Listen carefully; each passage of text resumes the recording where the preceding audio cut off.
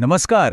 Parenting એટલે કે બાળ ઉછેરની જે સફર છે ને એ ખરેખર અદ્ભુત હોય છે, પણ હા, ક્યારેક એમાં ચિંતાઓ પણ આવે છે.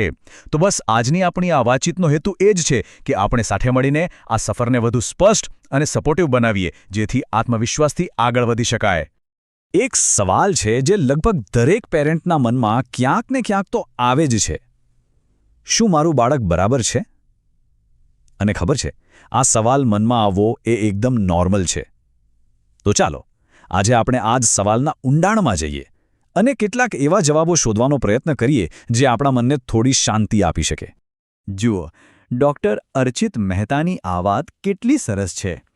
દરેક બાળક એક અનોખી વાર્તા છે જે પોતાની ગતિએ પ્રગટ થાય છે. આપણે આગળ વધીએ અને બધી વિગતોમાં જઈએ એ પહેલાં આ એક વાત મગજમાં બરાબર ફિટ કરી લઈએ. દરેક બાળક અલગ છે અને એમની વિકાસની સ્પીડ પણ અલગ હોય છે. બસ આટલી સમજણ સાથે આપણે આગળ વધીએ. તો ચાલો સૌથી પહેલાં તો એક બહુ જ મહત્વના ટોપિક પર વાત કરીએ, ચાઇલ્ડ સાયકિયાટ્રી. ઘણા લોકોના મનમાં આને લઈને ઘણી ગેરસમજો હોય છે. આપણે એને દૂર કરવાની કોશિશ કરીશું અને એ સમજીશું કે આ ફિલ્ડ ખરેખર કેટલું હેલ્પફુલ, કેટલો મોટો સહારો બની શકે છે. Let's dive in. એકદમ સિમ્પલ ભાષામાં સમજીએ. જેમ બાળકને શરદી ખાંસી થાય તો આપણે પીડિયાટ્રિશિયન પાસે દોડી જઈએ છીએ, બરાબર? બસ એ જ રીતે બાળકના મન, એની લાગણીઓ અને એના વર્તનની તકલીફો માટે ચાઇલ્ડ સાયકિયાટ્રિસ્ટ હોય છે. આમાં કંઈ ગભરાવા જેવું નથી. આ તો બાળકની ઓવરઓલ હેલ્થકેરનો જ એક ખૂબ જ અગત્યનો હિસ્સો છે. ઘણીવાર છે ને, લોકોને સાયકિયાટ્રિસ્ટ પાસે જવામાં બહુ સંકોચ થતો હોય છે. એમને લાગે કે મારામાં કોઈ કમી છે, પણ ના, એવું બિલકુલ નથી. આ કોઈ ફેલિયરની નિશાની નથી. વિચાર કરો, બાળકને તાવ આવે તો ડૉક્ટર પાસે લઈ જઈએ. એને આપણે કેર કહીએ છીએ, બરાબર ને?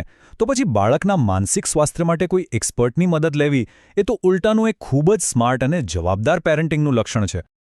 આ વાત ખરેખર બહુ ઊંડી છે. આપણે એ સમજવું પડશે કે બાળકનું મન કોઈ મોટા માણસના મગજનું નાનું વર્ઝન નથી. ના, એ તો એક આખી દુનિયા છે જે હજી બની રહી છે, એ સતત શીખી રહ્યું છે, વિકસી રહ્યું છે. અને એટલે જ એમને સમજવા માટે, એમની કાળજી લેવા માટે એક સ્પેશિયલ અપ્રોચની જરૂર પડે છે. ઓકે, તો હવે વાત કરીએ ડેવલપમેન્ટલ માઇલસ્ટોન્સની, એટલે કે વિકાસના જે અલગ અલગ પડાવ આવે છે એની. હવે આને કોઈ સ્ટ્રિક્ટ રૂલ બુકની જેમ નથી જોવાનું. એને એક ગાઈડ, એક નકશાની જેમ સમજો. એક એવો મેપ જે આપણને બાળકની આ વન્ડરફુલ જર્નીને સમજવામાં મદદ કરશે. જેમ કે જુઓ, લગભગ 12 મહિનાનું બાળક હોય તો એ ટાટા બાય બાય કરતા શીખે. 2 વર્ષનું થાય એટલે 2-3 શબ્દોના નાના વાક્યો બોલવાનું શરૂ કરી દે. અને 5 વર્ષનું થાય ત્યાં તો દોસ્તો સાથે મસ્ત કાલ્પનિક રમતો રમતું હોય. પણ એક વાત યાદ રાખજો, આ બસ એક્ઝામ્પલ્સ છે. અહીંયા કોઈ એકાદ માઇલસ્ટોન પર ફોકસ નથી કરવાનું, પણ ઓવરઓલ ગ્રોથનો જે ટ્રેન્ડ છે, જે પેટર્ન છે, એ જોવાની છે. એટલે આ આખી વાતનો સાર શું છે? એ જ કે દરેક બાળકની પોતાની એક ટાઈમલાઈન હોય છે. કોઈક જલ્દી ચાલશે, કોઈક થોડું મોડું, અને એ બંને એકદમ નોર્મલ હોઈ શકે છે.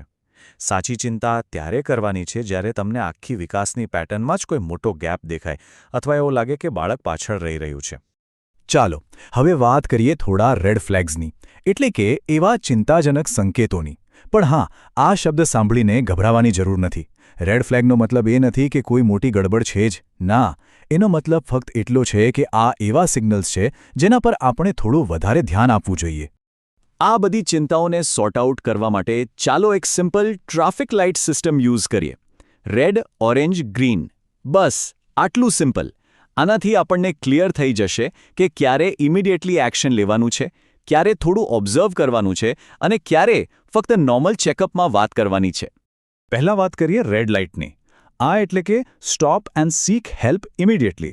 જેમ કે બાળકે જે પણ થોડું ઘણું બોલતા શીખ્યું હોય એ ભૂલી જાય, અથવા 16 મહિનાનું થઈ ગયું હોય છતાં એક પણ શબ્દ ન બોલતું હોય, કે પછી, અને આ બહુ જ સિરિયસ છે, પોતાની જાતને નુકસાન પહોંચાડવાની કોઈ પણ વાત કરે. આમાં જરા પણ રાહ જોયા વગર તરત જ પ્રોફેશનલ હેલ્પ લેવી ખૂબ જ જરૂરી છે. ઓકે, હવે ઓરેન્જ લાઇટ. આ એવા વોર્નિંગ સાઇન્સ છે જેને ઇગ્નોર ન કરવા જોઈએ. જેમ કે અચાનક જ એના સ્કૂલના ગ્રેડ્સ એકદમ ડાઉન થઈ જાય, અથવા બાળક બહુ જ વધારે ગુસ્સો કરતું હોય, એગ્રેસિવ થઈ જાય, કે પછી કોઈ વસ્તુને એને સતત ડર લાગ્યા કરતો હોય. આવા કેસમાં બહુ લાંબી રાહ જોયા વગર થોડા અઠવાડિયામાં જ કોઈ એક્સપર્ટ સાથે વાત કરી લેવી જોઈએ. અને છેલ્લે ગ્રીન લાઇટ. આ એ બાબતો છે જેના પર તમારે ધ્યાન રાખવાનું છે, એને મોનિટર કરવાનું છે. જેમ કે એની ઉંમરના બીજા બાળકોની સરખામણીમાં એની વોકેબ્યુલરી થોડી ઓછી લાગે અથવા એનું ધ્યાન બહુ જલ્દી ભટકી જતું હોય. આ બધી બાબતો તમે જ્યારે નેક્સ્ટ ટાઈમ રેગ્યુલર ચેકઅપ માટે ડૉક્ટર પાસે જાઓ ત્યારે ડિસ્કસ કરી શકો છો. અને આ એક આંકડો જુઓ. વર્લ્ડ હેલ્થ ઓર્ગેનાઇઝેશન કહે છે કે દુનિયાભરમાં 10થી 19 વર્ષના દર 7માંથી 1 બાળકને કોઈને કોઈ મેન્ટલ હેલ્થ કન્ડિશન હોય છે. આ આંકડો કદાચ મોટો લાગે, પણ એ આપણને એક બહુ જ ઇમ્પોર્ટન્ટ મેસેજ આપે છે કે જો તમારું બાળક સ્ટ્રગલ કરી રહ્યું છે તો તમે એકલા નથી. લાખો ફેમિલીઝ આમાંથી પસાર થઈ રહી છે. અને સૌથી સારી વાત એ છે કે મદદ અવેલેબલ છે. તો સવાલ એ છે કે ઠીક છે, પ્રોબ્લેમ દેખાયો, પણ હવે કરવું શું? ક્યારે અને કેવી રીતે હેલ્પ લેવી? ચાલો આ પ્રોસેસને થોડી સિમ્પલ બનાવીએ. જ્યારે તમે કોઈ પ્રોફેશનલ પાસે જાઓ ત્યારે શું થાય છે એ સમજીએ, જેથી મનમાં જે કોઈ ડર કે શંકા હોય એ નીકળી જાય. જો 3 સિમ્પલ પોઈન્ટ્સ છે. જો કોઈ તકલીફ 2-4 અઠવાડિયાથી વધારે ચાલી રહી છે, જો એ તકલીફને કારણે એના સ્કૂલ લાઈફ અને ઘરના માહોલ પર નેગેટિવ અસર થઈ રહી છે, અને ત્રીજું અને કદાચ સૌથી ઇમ્પોર્ટન્ટ, જો તમારી અંદરથી તમારી ગટ ફિલિંગ કહે છે કે કંઈક બરાબર નથી. બસ આ 3માંથી કંઈ પણ હોય તો હેલ્પ લેવાનો સમય થઈ ગયો છે. પેરેન્ટ્સની ગટ ફિલિંગને ક્યારે ઓછી ન આંકવી. અને જ્યારે તમે કોઈ સાયકેટ્રિસ્ટને મળવા જાઓ ત્યારે શું થાય છે?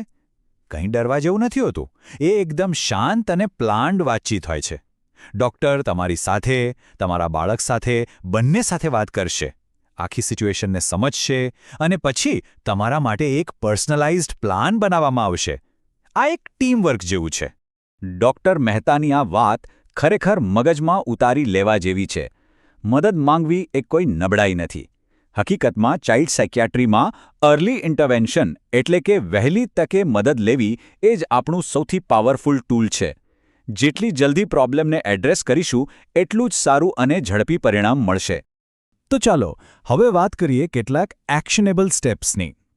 એવી વસ્તુઓ જે તમે એક પેરેન્ટ તરીકે કરી શકો છો જેથી તમને એમ્પાવર્ડ ફીલ થાય. 5 સિમ્પલ સ્ટેપ્સ. પહેલું, બાળકને જજ કર્યા વગર ઓબ્ઝર્વ કરો. બીજું, એની સાથે વાત કરો, એનું સાંભળો. ત્રીજું, એની સ્કૂલ સાથે કમ્યુનિકેટ કરો. ચોથું, સ્ક્રીન ટાઈમ ઓછો કરો અને એની ઊંઘ પૂરી થાય એનું ધ્યાન રાખો. અને પાંચમું અને સૌથી ઇમ્પોર્ટન્ટ, મદદ લેવા માટે છેલ્લી ઘડીની રાહ ન જુઓ, વહેલા પગલાં લો. આ બધું જ તમારા હાથમાં છે. તો આ આખી વાતચીત પછી બસ એક સવાલ. આજે તમે તમારા બાળકના વેલબિંગ માટે, એની સુખાકારી માટે કયું એક નાનું પગલું લઈ શકો છો? જરા વિચારો. કદાચ બસ 5 મિનિટ એની સાથે બેસીને એની વાત સાંભળવી કે પછી એને પ્રેમથી ગળે લગાવવું. દરેક નાનું સ્ટેપ કાઉન્ટ કરે છે. આપનું ખૂબ ખૂબ આભાર.